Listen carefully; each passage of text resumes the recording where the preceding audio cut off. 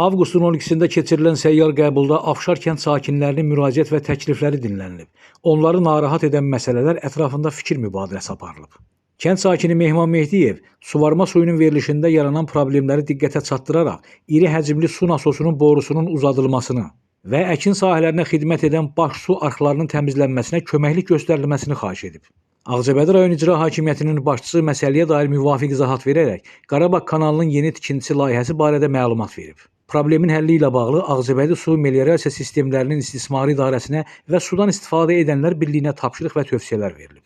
İrizman Aslanov elektrik xətləri və dirəklərinin qəzalı vəziyyətdə olması, bunun da elektrik enerjisinin verilişində fasilələrə səbəb olması barədə müraciət edib.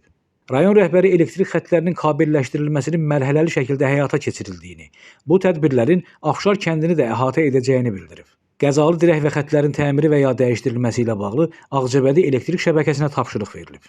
Tohid Qarayev və Rasim Paşayev əkin və pambıq sahələrinin suvarılması ilə bağlı qarşılaşdıqları çətinlikləri diqqətə çatdırıblar. Müraciətlərin araşdırılması və lazımi tədbirlərin görülməsi məqsədi ilə aidiyyəti şəxslərə, o cümlədən rayon İcra Hakimiyyəti başçısının müavini Toğrul Bünyatova və Ağcabədi Su Meliorasiya Sistemlərinin İstismarı İdarəsi rəisi Asəf Quliyevə müvafiq tapşırıqlar verilib. Ümumiyyətlə səyyar qəbul zamanı qaldırılan bütün məsələlər nəzarətə götürülüb və onların həlli ilə bağlı aidiyyəti şəxslərə konkret tapşırıqlar verilib.